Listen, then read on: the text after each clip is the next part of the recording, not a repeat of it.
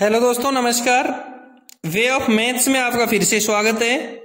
मैं हूं M.K. गुजर और इस वीडियो में लेके आया हूं वेस्टर्न रेलवे यानी पश्चिमी रेलवे के अहमदाबाद डिवीजन में 10 अगस्त 2024 को एक संट मास्टर का पेपर हुआ था। उस पेपर का तीसरा भाग, संट मास्टर के पेपर का पहला भाग जिसमें क्वेश्चन नंबर 1 से लेकर के 30 तक और दूसरा भाग जिसमें क्वेश्चन नंबर 31 से लेकर के 60 तक पहले हल करवा दिए हैं। उनका लिंक डिस्क्रिप्शन में दे रखा है। और इस वीडियो में क्वेश्चन नंबर 61 से लेके आया हूं। देखते हैं क्वेश्चन नंबर 61। मालगाड़ी का प्रीमियम ब्रेक पावर प्रमाण पत्र की वैधता कितने दिन की रहती है? प्रीमियम ब्रेक पावर, इसकी वैधता कितने दिन की रहती है? ए में दे रखा है 12 + 3 दिन, बी में दे रखा है 30 + 5 दिन, सी में दे रखा है 35 + 5 दिन। करेक्ट आंसर रहेगा इसका ए। प्रीमियम ब्रेक पावर की वैधता 12 + 3 दिन रहती है। सीसी रैक की ब्रेक पावर की जो वैधता होती है वो 30 + 5 दिन रहती है। सीसी रैक की 30 + 5 और प्रीमियम रैक की 12 + 3 दिन रहती है। इसलिए 61 नंबर के क्वेश्चन का करेक्ट आंसर रहेगा ए।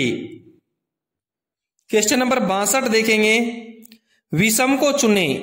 ए में दे रखा है मेमू, बी में दे रखा है डेमू और सी में दे रखा है LHB और डी में दे रखा है GSCN।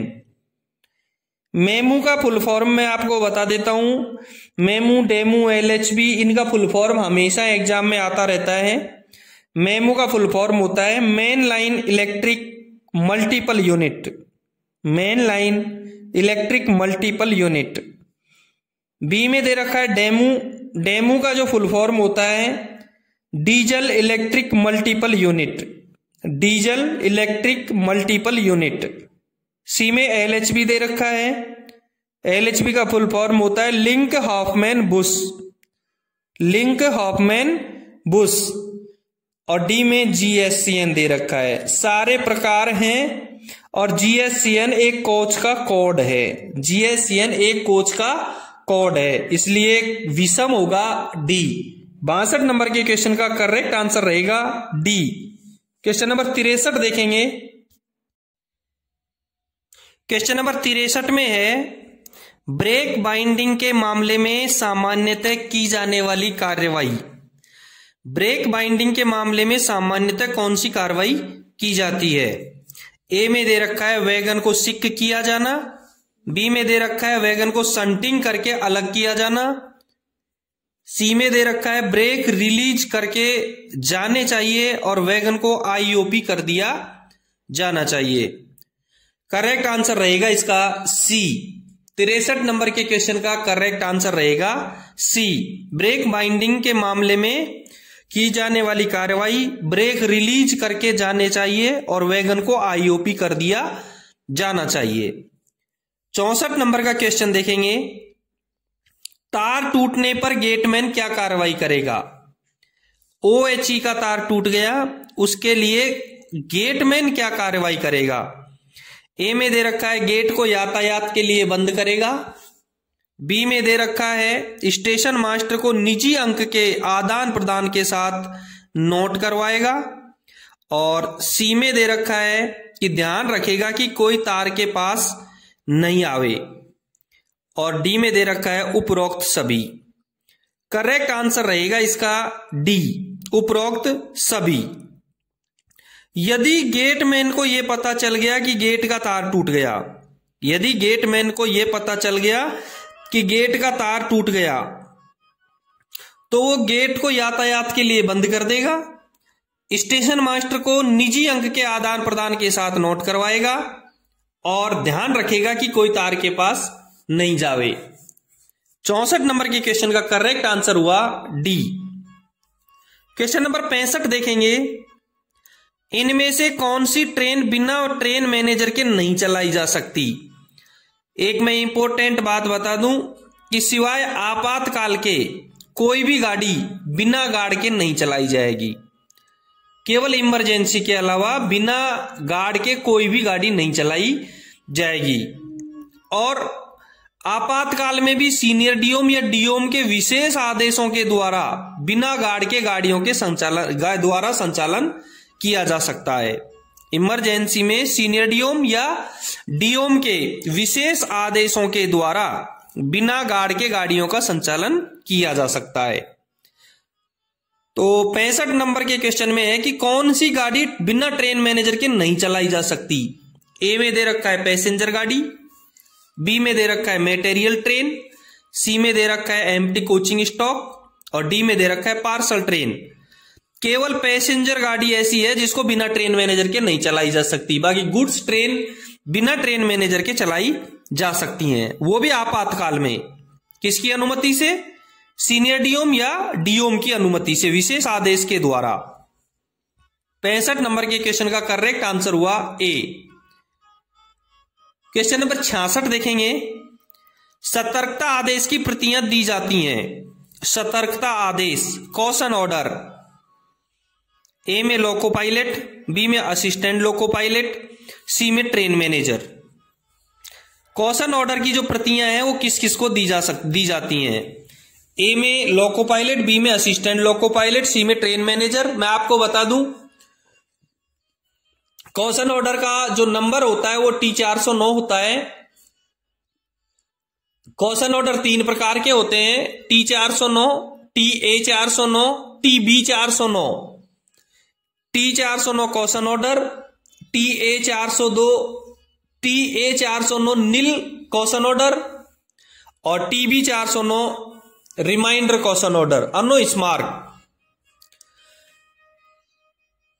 Loco pilot, assistant loco pilot और ट्रेन मैनेजर तीनों को सतर्कता आदेश की कॉपियां दी जाती हैं।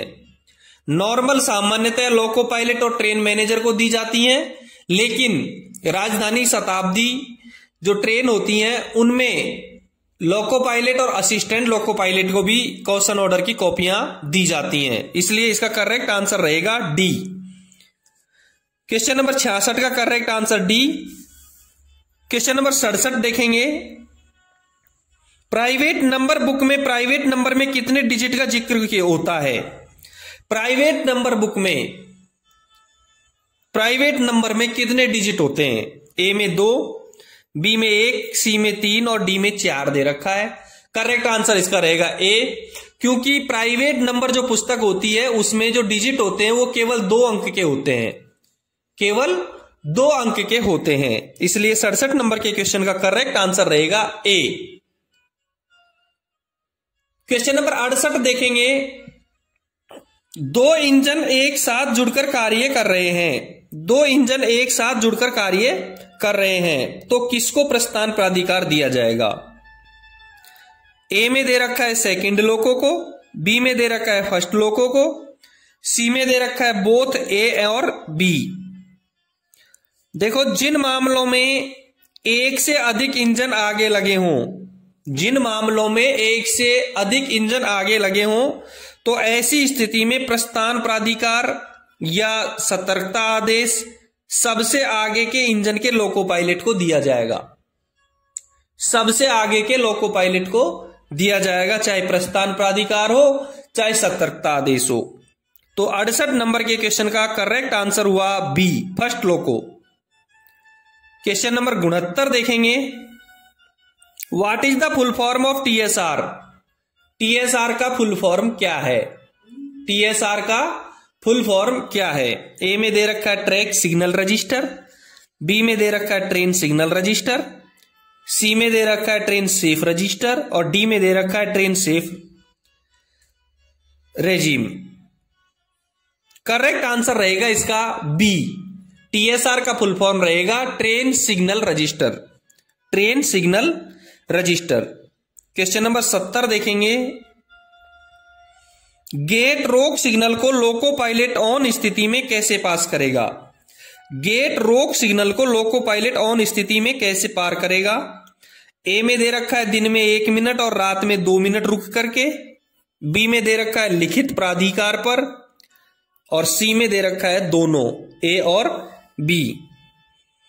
देखो, सामान्य नियम 3.73 के 2 के क में दोस्तों मेरे द्वारा जो पेपर के क्वेश्चन हल करवाए जाते हैं वो NWR की रूल बुक्स के द्वारा हल करवाए जाते हैं। यदि कहीं कोई डिफरेंट मिले तो अपने डिवीजन या रेलवे का GNSR या रूल बुक्स आप जरूर देखें। GR 3.73 के 2 के क में साफ लिखा है कि यदि फाटक रोक सिग्नल पर G मार्कर लगा हुआ है, फाटक रोक सिग्नल पर G मार्कर लगा हुआ है तो लोको पायलट सिग्नल पर दिन के समय 1 मिनट व रात के समय 2 मिनट प्रतीक्षा करेगा, और यदि इस अवधि में सिग्नल ऑफ नहीं होता है तो उसे लोको पायलट निर्धारित गति से पास करेगा। करेक्ट आंसर हुआ इसका ए। दिन में 1 मिनट वेट करेगा और रात में 2 मिनट रुक करके उसका ऑफ होने का वेट करेगा। यदि दिन में 1 मिनट में और रात में 2 मिनट में सिग्नल ऑफ नहीं हुआ तो लोको पायलट उसे निर्धारित गति से पास करेगा। 70 नंबर के क्वेश्चन का करेक्ट आंसर हुआ ए। क्वेश्चन नंबर 71 देखेंगे। क्वेश्चन नंबर 71 में लिखा है कि संट सिग्नल को लोको पायलट ऑन स्थिति में कैसे पास करेगा। संट सिग्नल को लोको पायलट ऑन स्थिति में कैसे पास करेगा। ए में T3691, बी में दे रखा है T3693B, सी में दे रखा है हैंड सिग्नल और डी में दे रखा है right memo plus hand signal, return memo plus hand signal. Shunt signal को लोको पायलट पास करने के लिए जो ऑथोरिटी लेगा वो है T806, वो है T806। संटिंग के लिए T806 ही यूज होती है। ए में दे रखा है T3691, ध्यान रहे T3691 त्रुटिपूर्ण सिग्नल को ऑन स्थिति में पास करने के लिए दिया जाने वाला अग्रिम प्राधिकार होता है। जो T3691 होता है वो होता है त्रुटिपूर्ण सिग्नल को ऑन स्थिति में पास करने के लिए अग्रिम प्राधिकार होता है। बी में T3693B दे रखा है, वो है ऑन अथवा खराब स्थिति में रोक सिग्नल को पास करने का प्राधिकार। T3693B ऑन स्थिति में या खराब स्थिति में रोक सिग्नल को पास करने का प्राधिकार है। और सी में दे रखा है हैंड सिग्नल, बिना मेमो के हैंड सिग्नल से वो पास नहीं करेगा। और डी में दे रखा है written memo plus hand signal, written memo T806 होगा। NWR में यदि संट सिग्नल खराब है तो उसके ऊपर साफ लिख दिया जाता है कि संट सिग्नल खराब होने की स्थिति में पॉइंट्समैन के हाथ सिग्नल का पालन करें। तो 71 नंबर के क्वेश्चन का करेक्ट आंसर रहेगा D, written memo plus hand signal. Written memo अलग से नहीं दिया जाएगा, T806 के ऊपर ही लिख दिया जाएगा जो संटिंग आदेश है। 72 नंबर के क्वेश्चन को देखेंगे। रात में गाड़ी विभाजन होने पर कौन सा हाथ सिग्नल दिखाया जाएगा। रात के समय गाड़ी विभाजन होने पर कौन सा हाथ सिग्नल दिखाया जाएगा। ए में दे रखा है रेड लाइट, बी में दे रखा है ग्रीन लाइट स्टेडी, सी में दे रखा है green light up and down और डी में दे रखा है white light up and down. सामान्य नियम 6.08 के 3 में साफ लिखा है, सामान्य नियम 6.08 के 3 में लिखा है कि गार्ड दिन में हरी झंडी और रात में सफेद बत्ती यथासंभव अधिक से अधिक ऊपर से नीचे बार बार हिलाकर गाड़ी के विभाजन हो जाने का संकेत देगा। गार्ड दिन में हरी झंडी और रात में सफेद बत्ती यथासंभव अधिक से अधिक ऊपर से नीचे बार बार हिलाकर गाड़ी के विभाजन हो जाने का संकेत देगा। तो करेक्ट आंसर हो गया इसका डी, सफेद बत्ती को ऊपर से नीचे, रात के समय सफेद बत्ती और दिन के समय हरी झंडी को ऊपर से नीचे तक। ए में जो रेड लाइट दे रखी है ये होट एक्सल के समय दिखाई जाएगी। बी में जो ग्रीन लाइट स्टेडी दे रखी है ये गाड़ी को रन थ्रू जा रही है तो उसके लिए संकेत दिखाया जाएगा। 72 नंबर के क्वेश्चन का करेक्ट आंसर हुआ डी। क्वेश्चन नंबर 73 देखेंगे। डेड एंड किसका विकल्प हो सकता है। डेड एंड किसका विकल्प हो सकता है। ए में दे रखा है सिग्नल ओवरलैप, बी में दे रखा है ब्लॉक ओवरलैप, सी में दे रखा है स्टेबलिंग लाइन। ध्यान रहे जो सिग्नल ओवरलैप होता है, पहले मैं आपको बता देता हूं, ब्लॉक ओवरलैप और सिग्नल ओवरलैप दो शब्द आए हैं यहां, ये बहुत इंपॉर्टेंट शब्द है, इनसे बहुत क्वेश्चन बनते हैं। सिग्नल ओवरलैप होता है सिग्नल को ऑफ करने के लिए पर्याप्त दूरी सिग्नल ओवरलैप कहलाती है। रोक सिग्नल को ऑफ करने के लिए जो पर्याप्त दूरी होती है वो सिग्नल ओवरलैप कहलाती है। और ब्लॉक ओवरलैप लाइन क्लियर देने के लिए जो पर्याप्त दूरी होती है वो ब्लॉक ओवरलैप कहलाती है। सिग्नल ओवरलैप सिग्नल ऑफ करने के लिए पर्याप्त दूरी सिग्नल ओवरलैप कहलाती है। सिग्नल ओवरलैप टू एस्पेक्ट में 180 मीटर होता है और मल्टी एस्पेक्ट में 120 मीटर होता है। इंपॉर्टेंट है बहुत। सिग्नल ओवरलैप होता है वो टू एस्पेक्ट में 180 मीटर होता है और मल्टी एस्पेक्ट में 120 मीटर होता है। और ब्लॉक ओवरलैप जो लाइन क्लियर देने के लिए जो पर्याप्त दूरी होती है उसको ब्लॉक ओवरलैप कहते हैं। ब्लॉक ओवरलैप टू एस्पेक्ट में 400 मीटर होता है और मल्टी एस्पेक्ट में 180 मीटर होता है। ब्लॉक ओवरलैप टू एस्पेक्ट में 400 मीटर होता है और मल्टी एस्पेक्ट में 180 मीटर होता है। और डेड एंड है वो सिग्नल ओवरलैप का ही एक विकल्प है। इसलिए 73 नंबर के क्वेश्चन का करेक्ट आंसर रहेगा ए। 73 नंबर के क्वेश्चन का करेक्ट आंसर रहेगा ए। क्वेश्चन नंबर 74 देखेंगे। कौन से सिग्नल के ब्लैंक ऑफ होने पर गाड़ी खड़ी करना अनिवार्य है? डिस्टेंस सिग्नल, बी में आउटर सिग्नल, सी में होम सिग्नल और डी में ऑल ऑफ दीज। सभी सिग्नलों के ब्लैंक ऑफ होने पर गाड़ी को खड़ी करना अनिवार्य है। सभी सिग्नलों के ब्लैंक ऑफ होने पर गाड़ी को खड़ी करना अनिवार्य है। तो 74 नंबर के क्वेश्चन का करेक्ट आंसर रहेगा D, all of these. 75 number का क्वेश्चन देखेंगे। पटाखा सिग्नल की संरक्षा परिधि कितनी होती है? पटाखा सिग्नल की संरक्षा परिधि कितनी है? ए में 50 मीटर, बी में 45 मीटर, सी में 25 मीटर और डी में 100 मीटर। और पटाखा सिग्नल की संरक्षा परिधि 45 मीटर है। पटाखा सिग्नल को लगा करके पटाखा मैन 45 मीटर दूर जाकर के खड़ा रहता है।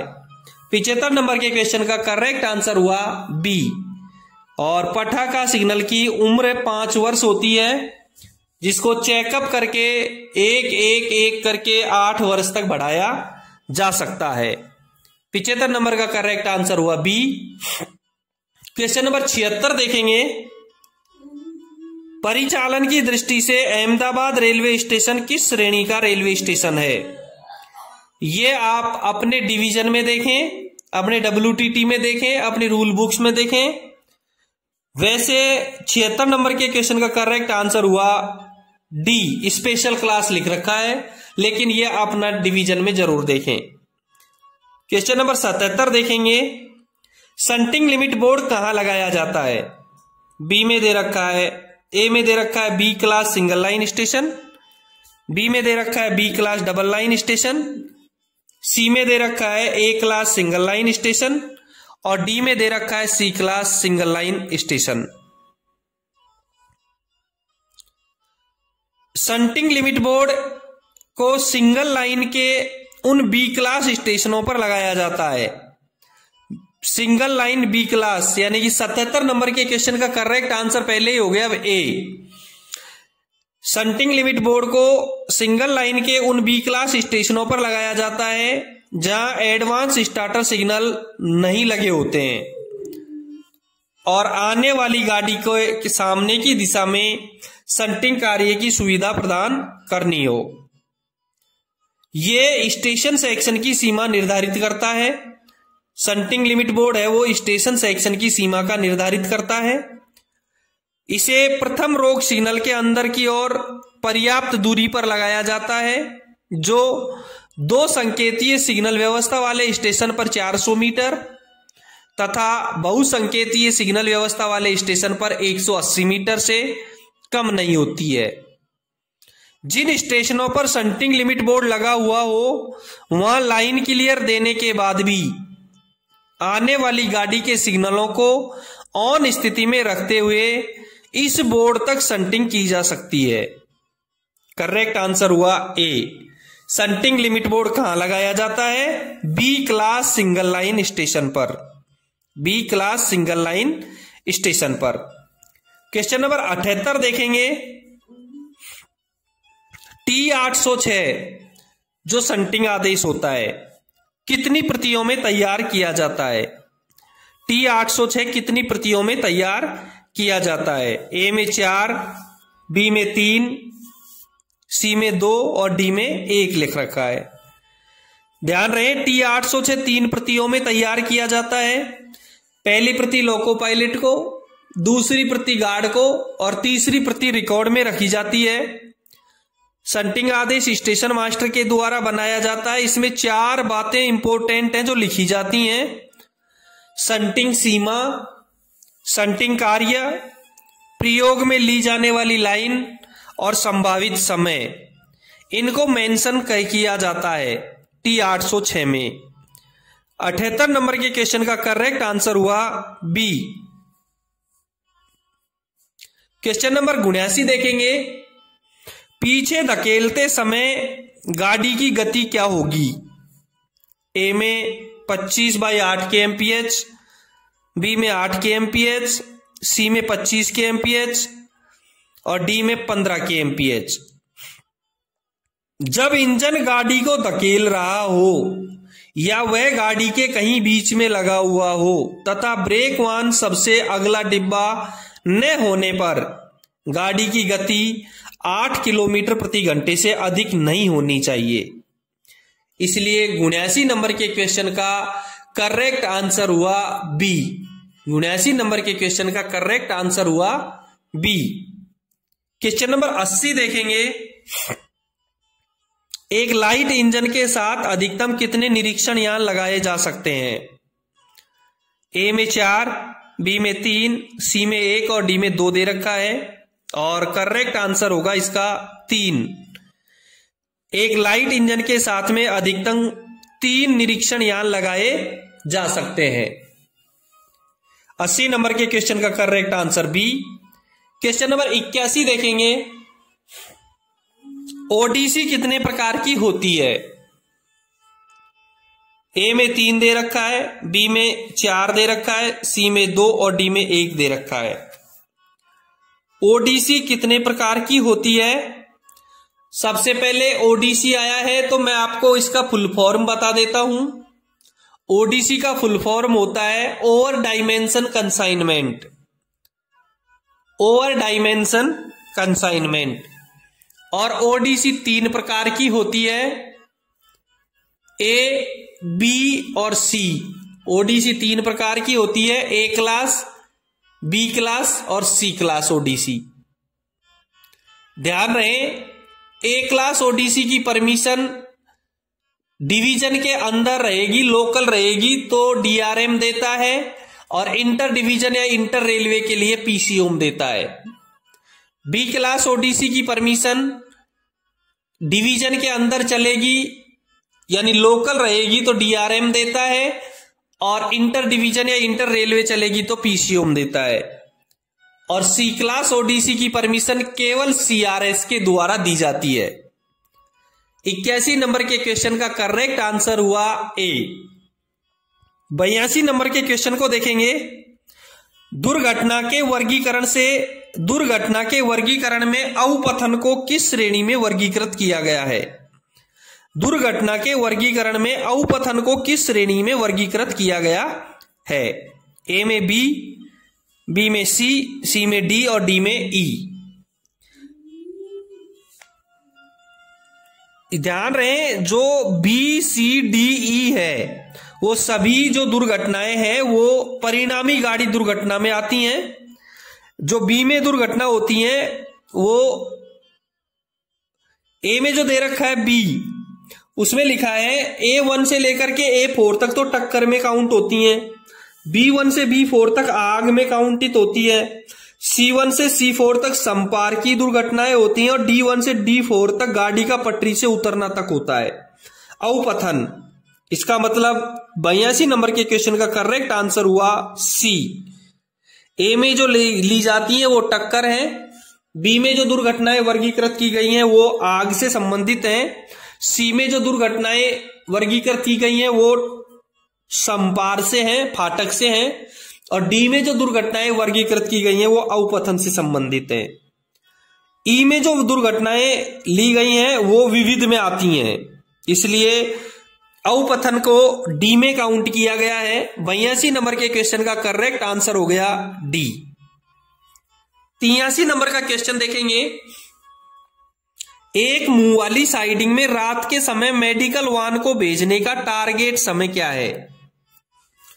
एक मुंह वाली साइडिंग में रात के समय मेडिकल वाहन को भेजने का टारगेट समय क्या है? ए में 15 मिनट, बी में 25 मिनट, सी में 30 मिनट और डी में 45 मिनट।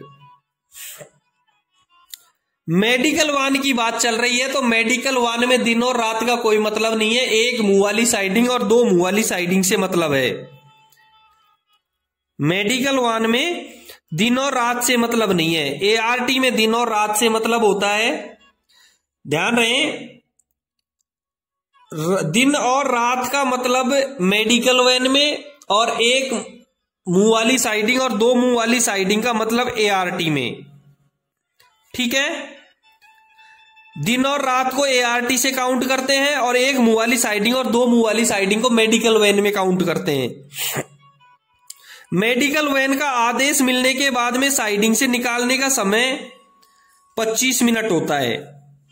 मेडिकल वाहन में यदि दो मुंह वाली साइडिंग है, मेडिकल वाहन में दो मुंह वाली साइडिंग है तो आदेश मिलने के बाद साइडिंग से निकालने का समय 25 मिनट रहेगा, रवाना करने का समय 5 मिनट रहेगा और कुल लक्षित समय 30 मिनट रहेगा। कुल लक्षित समय 30 मिनट रहेगा। सेम इसी तरीके से एआरटी का रहेगा, दिन में 30 मिनट और रवाना करने का 15 मिनट यानी कुल 45 मिनट। और एआरटी का रात में रहेगा, साइडिंग से निकालने का समय 45 मिनट, रवाना करने का 15 मिनट और टोटल समय रात का 60 मिनट। ठीक है, एक मुंह वाली साइडिंग का क्लियर हो गया। एक मुंह वाली साइडिंग में से मेडिकल वैन को निकालने का समय 25 मिनट, रवाना करने का 5 मिनट और कुल लक्षित समय 30 मिनट। दो मुंह वाली साइडिंग से निकालने का समय 15 मिनट, रवाना करने का 5 मिनट और कुल लक्षित समय 20 मिनट रहेगा। 83 नंबर के क्वेश्चन का करेक्ट आंसर 30 मिनट सी रहेगा। क्वेश्चन नंबर 84 देखेंगे। मालगाड़ी को ओवरड्यू कब माना जाता है? ए में दे रखा है running time plus 10 minute late, B में दे रखा है running time plus 20 minute late, C में दे रखा है running time plus 15 minute late और डी में दे रखा है running time plus 5 minute late. और करेक्ट आंसर रहेगा इसका बी। मालगाड़ी को ओवरड्यू माना जाता है running time plus 20 minute late और सवारी गाड़ी को ओवरड्यू माना जाता है running time plus 10 minute late. और पेट्रोल मैन को नियत समय पर नहीं आने के बाद में ओवरड्यू माना जाता है। मालगाड़ी को रनिंग टाइम प्लस 20 मिनट, सवारी गाड़ी को रनिंग टाइम प्लस 10 मिनट और पेट्रोल मैन को नियत समय पर नहीं आने पर ओवरड्यू माना जाएगा। 84 नंबर के क्वेश्चन का करेक्ट आंसर हुआ बी। क्वेश्चन नंबर 85 देखेंगे। 85 में है क्लोज सर्किट सीसी रैक की प्रारंभिक स्टेशन पर ब्रेक पावर प्रतिशत कितना होना चाहिए?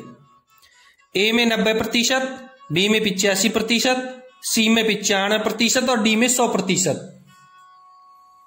करेक्ट आंसर रहेगा इसका डी 100%। बीपीसी की वैधता जो सीसी रैक होता है उसकी होती है 30 + 5 दिन। सीसी रैक की बीपीसी की वैधता 30 + 5 दिन या 3000 या 3500 किलोमीटर। और सीसी रैक की बीपीसी केवल निर्धारित रूट के लिए जारी की जाती है जिसका ब्रेक पावर प्रतिशत प्रारंभिक स्टेशन पर 100% होता है। 85 नंबर के क्वेश्चन का करेक्ट आंसर हुआ डी। क्वेश्चन नंबर 86 देखेंगे। What is the full form of FOIS? What is the full form of FOIS? FOIS। FOIS का फुल फॉर्म क्या है? ए में दे रखा है freight operation information system, B में दे रखा है freight operation introduction system, C में दे रखा है फाइल ऑपरेशन इंफॉर्मेशन सिस्टम, और डी में दे रखा है freight operation and isolation system. Correct answer रहेगा इसका ए। फोयस का फुल फॉर्म रहेगा फ्रेट ऑपरेशन इंफॉर्मेशन सिस्टम, माल भाड़ा परिचालन सूचना प्रणाली। फ्रेट ऑपरेशन इंफॉर्मेशन सिस्टम, माल भाड़ा परिचालन सूचना प्रणाली। क्वेश्चन नंबर 86 देखेगा, correct answer A. Question number 87 देखेंगे, what is the station code of Desalpar station? Desalpar station का स्टेशन कोड क्या है? ए में दे रखा है DLSP, बी में दे रखा है DSPR, सी में दे रखा है DSEP और डी में दे रखा है DSER। ये आप अपने पास देखें, अपने डिवीजन का स्टेशन कोड अपने पास WTT में ढूंढ करके देख लें। 87 नंबर के क्वेश्चन का करेक्ट आंसर आप स्वयं बनाएंगे।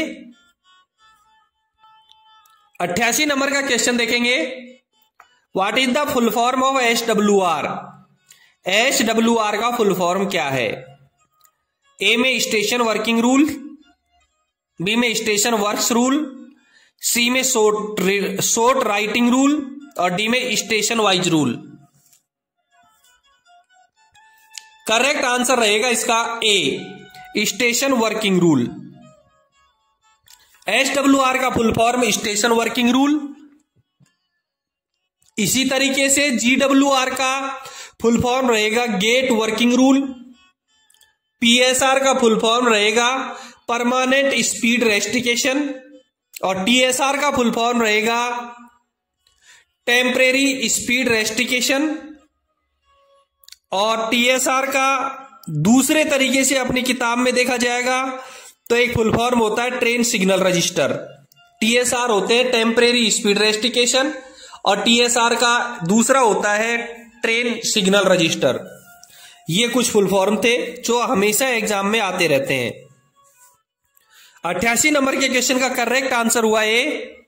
89 नंबर का क्वेश्चन देखेंगे, SWR की अधिकतम वैधता कितनी होती है? ए में दे रखा है up to 10 year from date of issue, B में दे रखा है up to 5 year from date of issue, C में दे रखा है अप टू 3 वर्ष जिस डेट से वो इश्यू हुआ है, और डी में 8 वर्ष दे रखा है। इसका करेक्ट आंसर रहेगा बी। SWR की जो वैधता है वो 5 वर्ष या 5 वर्ष के बाद नया SWR आएगा या छठी करेक्शन स्लिप की आवश्यकता होगी तो नया SWR आएगा। यानी 5 वर्ष के बाद या 5 करेक्शन स्लिप के बाद। और SWR का full form station working rule होता है। 88 नंबर के क्वेश्चन में बता दिया। SWR का जो उल्लेख है वो सामान्य नियम 5.06 में किया गया है, जिसकी वैधता 5 वर्ष या 5 करेक्शन स्लिप के बाद होती है। 89 नंबर के क्वेश्चन का करेक्ट आंसर हुआ बी। क्वेश्चन नंबर 90 देखेंगे, भारत का रेल मंत्री कौन है? नितिन गडकरी, अश्वनी वैष्णव, सी में अमित शाह और डी में गजेंद्र सिंह। बी में जो अश्वनी वैष्णव दे रखा है भारत का 40वां रेल मंत्री है। अश्वनी वैष्णव भारत के 40वें रेल मंत्री हैं जो 7 जुलाई 2021 से आज तक रेल मंत्री रहे हैं। करेक्ट आंसर 90 का बी रहेगा, अश्वनी वैष्णव। और सी में अमित शाह है जो 2019 से आज तक 32वें गृह मंत्री के रूप में कार्य कर रहे हैं। 90 नंबर के क्वेश्चन का करेक्ट आंसर बी। दोस्तों ये था अहमदाबाद डिवीजन का 10 अगस्त 2024 का सन। इसमें क्वेश्चन नंबर 61 से लेकर के 90 तक मैंने हल करवा दिए हैं। यदि आपने चैनल को सब्सक्राइब नहीं किया है तो एक बार चैनल को सब्सक्राइब जरूर कर दें। आपके डिवीजन में कोई पेपर हल हुए हैं तो मुझे जरूर भेजें मेरे व्हाट्सएप टेलीग्राम चैनल पर। यदि आपको मेरे द्वारा पढ़ाए गए पेपरों का पीडीएफ डाउनलोड करना है तो डिस्क्रिप्शन में टेलीग्राम चैनल का लिंक दे रखा है, उस लिंक पर जाकर के पीडीएफ डाउनलोड कर सकते हैं। फिर मिलते हैं अगले वीडियो में इसी डिवीजन के संट मास्टर के पेपर का क्वेश्चन नंबर 91 के साथ में। धन्यवाद।